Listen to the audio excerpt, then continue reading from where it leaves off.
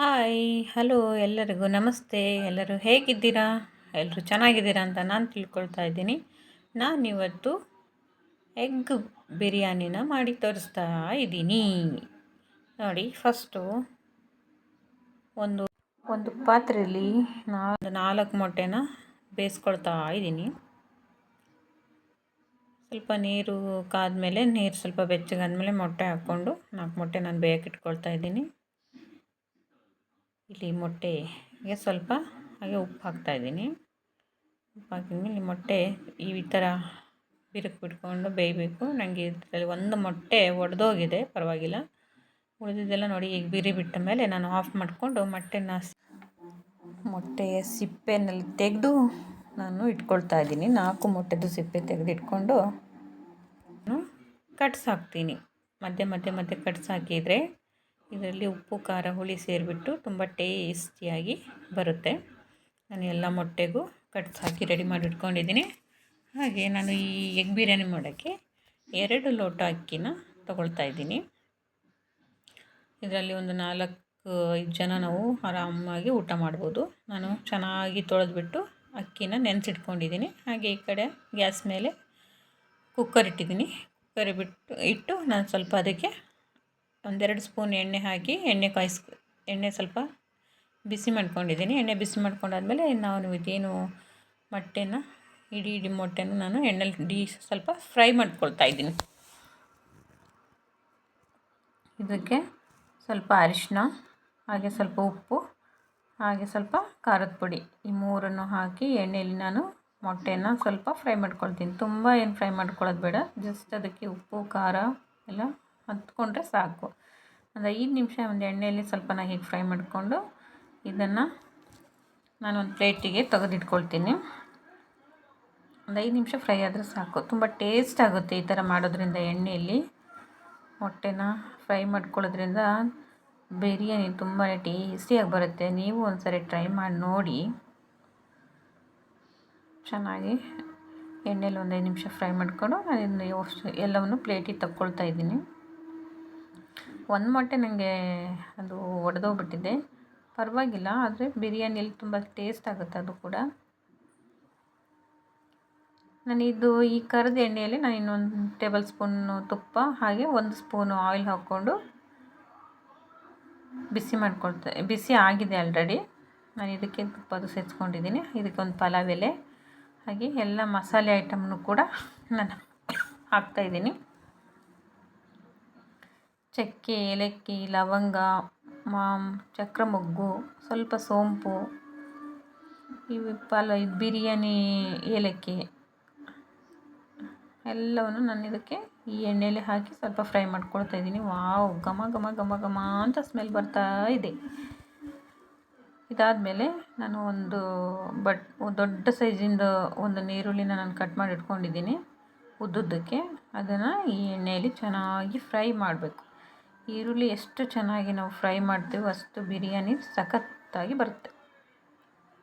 ನೋಡಿ, ಈ ತುಪ್ಪದಲ್ಲಿ ಈರುಳ್ಳಿ ಹುರಿತಾ ಇದ್ದರೆ ಸ್ಮೆಲ್ ಸೂಪರಾಗಿ ಬರ್ತಾ ಇದೆ. ಹಾಗೆ ಶುಂಠಿ, ಅದಕ್ಕೆ ಸ್ವಲ್ಪ ನಾವೀಗ ಶುಂಠಿ ಬೆಳ್ಳುಳ್ಳಿ ಪೇಸ್ಟನ್ನು ಇದಕ್ಕೆ ಆ್ಯಡ್ ಮಾಡ್ಕೊಳ್ಳೋಣ.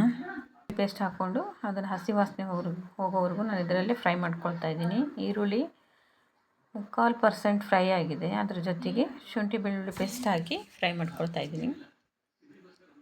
ಹಾಗೆ 2 ದೊಡ್ಡ ಸೈಜಿನ ಟೊಮೊಟೊನ ಕಟ್ ಮಾಡಿ ಇಟ್ಕೊಂಡಿದ್ದೆ, ಅದನ್ನು ಕೂಡ ನಾನು ಇದಕ್ಕೆ ಆ್ಯಡ್ ಮಾಡ್ಕೊಳ್ತಾ ಇದ್ದೀನಿ. ಟೊಮೊಟೊನು ಕೂಡ ಚೆನ್ನಾಗಿ ಫ್ರೈ ಆಗಬೇಕು. 3/4% ಈರುಳ್ಳಿ ಬೆಂದಾದಮೇಲೆ ನಾವು ಟೊಮೊಟೊ ಇದಕ್ಕೆ ಹಾಕ್ಕೊಳ್ಬೇಕು. ಟೊಮೊಟೊ ಚೆನ್ನಾಗಿ ಫ್ರೈ ಆಗಬೇಕು. ಹಾಗೆ ಇದಕ್ಕೆ ಪುದೀನ ಮತ್ತು ಕೊತ್ತಂಬರಿ ಸೊಪ್ಪನ್ನು ಕೂಡ ನಾನು ಹಾಕ್ಕೊಳ್ತಾ ಇದ್ದೀನಿ.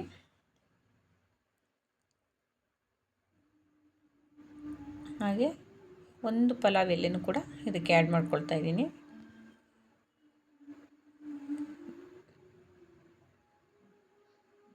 ಹಾಗೆ 1 ಟೇಬಲ್ ಸ್ಪೂನ್ ಗರಂ ಮಸಾಲ, ಹಾಗೆ ಮೊಟ್ಟೆ ಬಿರಿಯಾನಿ ಮಸಾಲ, ಹಾಗೆ 1 ಟೇಬಲ್ ಅಚ್ಚ ಖಾರದ ಪುಡಿನ ಹಾಕಿ ಸ್ವಲ್ಪ ಅರಿಶಿನ ಹಾಕ್ಕೊಳ್ತಾ ಇದ್ದೀನಿ. ಹಾಕ್ಕೊಂಡು ಕ್ಲೀನಾಗಿ ಇದನ್ನು ಫ್ರೈ ಮಾಡ್ಕೊಳ್ಳೋಣ. ಒಂದು 5 ನಿಮಿಷ ಎಲ್ಲವೂ ಈ ಈರುಳ್ಳಿ ಇದರಲ್ಲಿ ಬೇರೆ ಹಾಗೆ ಫ್ರೈ ಮಾಡಿಕೊಂಡು ನಾವು ಏನು ಫ್ರೈ ಮಾಡಿಟ್ಕೊಂಡಂಥ ಮೊಟ್ಟೆನೂ ಸಹಿತ ಇದರಲ್ಲಿ ನಾನು ಹಾಕ್ತಾಯಿದ್ದೀನಿ. ಮೊಟ್ಟೆ ಹಾಕಿದ ಮೇಲೆ ಎಲ್ಲವನ್ನು ಮಿಕ್ಸ್ ಮಾಡಿ ಒಂದು 5 ನಿಮಿಷ ಫ್ರೈ ಮಾಡಬೇಕು.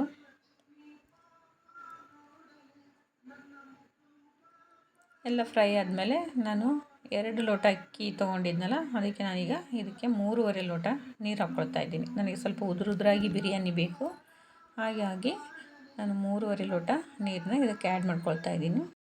ನೀರು ಆ್ಯಡ್ ಆದಮೇಲೆ ಇದನ್ನು ಚೆನ್ನಾಗಿ ಕುದಿಯೋಕ್ಕೆ ಬಿಡಬೇಕು. ಸಾಲ್ಟ್ ಮತ್ತು ಟೇಸ್ಟ್ ನೋಡಿಕೊಂಡು ಸಾಲ್ಟ್ ಎಷ್ಟು ಬೇಕಷ್ಟು ನೀವು ಇದರಲ್ಲಿ ಆ್ಯಡ್ ಮಾಡ್ಕೊಳ್ಬೇಕು. ನಾನು ಸಾಲ್ಟ್ ಹಾಕಿದಂಥ ವಿಡಿಯೋ ಸ್ಕಿಪ್ ಆಗಿದೆ, ನೀವು ರುಚಿಗೆ ತಕ್ಕಷ್ಟು ಉಪ್ಪು ಹಾಕ್ಕೊಳ್ಳಿ. ನೋಡಿ, ಇದು ಕುದಿಯೋಕ್ಕೆ ಸ್ಟಾರ್ಟ್ ಆಗಿದೆ. ಬೇಗನೆ ಮಾಡ್ಕೊಳ್ಬೋದು ನಾವು ಮೊಟ್ಟೆ ಬಿರಿಯಾನಿನ. ಇದು ಚೆನ್ನಾಗಿ ಕುದ್ದಾದಮೇಲೆ ನಾವೇನೋ ಅಕ್ಕಿ ನೆನೆಸಿ ತೊಳೆದಿಟ್ಕೊಂಡಿದ್ವಲ್ಲ, ನಾನು ಅಕ್ಕಿನ ಇದಕ್ಕೆ ಹಾಕ್ತಾಯಿದ್ದೀನಿ.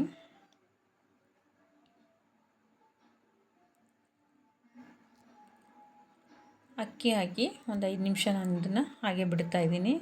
ನೋಡಿ, ಸೈಡಿಗೆಲ್ಲ ಕುದಿ ಬರ್ತಾಯಿದೆಯಲ್ವ, ಆವಾಗ ಸ್ವಲ್ಪ ಸೌಟ್ ಹಾಕಿ ನಾವು ಸ್ವಲ್ಪ ಮಿಕ್ಸ್ ಮಾಡ್ಕೊಳ್ಬೇಕು ಹಾಗೆ ನಿಧಾನಕ್ಕೆ. ಇಲ್ಲಾಂದರೆ ಅಕ್ಕಿ ನೆನೆಸಿಟ್ಟಿರ್ತೀವಲ್ಲ, ಅಕ್ಕಿ ಒಡೆದೋಗ್ಬಿಡುತ್ತೆ, ಮತ್ತು ಮುದ್ದೆ ಥರ ಆಗಿಬಿಡುತ್ತೆ, ಅಕ್ಕಿ ಕಟ್ಟಾಗಿಬಿಡುತ್ತೆ.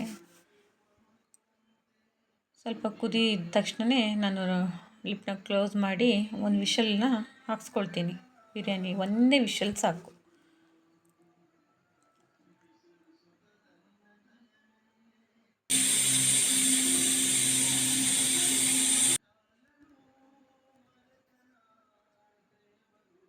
ಸೂಪರಾಗಿ ಬಿರಿಯಾನಿ ರೆಡಿಯಾಗಿದೆ ನೋಡಿ. ವಾವ್, ಸೂಪರಾಗಿ ಬಂದಿದೆ ಬಿರಿಯಾನಿ. ಎಗ್ ಬಿರಿಯಾನಿ ಸೂಪರಾಗಿ ಬಂದಿದೆ. ಸ್ಮೆಲ್ ಕೂಡ ಹಾಗೆ ಘಮ ಘಮ ಘಮ ಅಂತ ಇದೆ. ಯಾವಾಗ ತಿಂತೀನೋ ಅಂತ ಅನ್ನಿಸ್ತಾ ಇದೆ, ಹಾಗೆ ಸೂಪರಾಗಿ ಸ್ಮೆಲ್ ಬರ್ತಾ ಇದೆ. ನಾನು ಇದಕ್ಕೆ ಮೊಸರು ಬಜ್ಜಿನೂ ಕೂಡ ರೆಡಿ ಮಾಡಿ ಇಟ್ಕೊಂಡಿದ್ದೀನಿ. ಮೊಸರು ಬಜ್ಜಿ ಇದ್ದರೆ ಸೂಪರ್ ಕಾಂಬಿನೇಷನ್. ಉದ್ರಾಗಿ ಸೂಪರಾಗಿ ಎಗ್ ಬಿರಿಯಾನಿ ರೆಡಿಯಾಗಿದೆ ನೋಡಿ.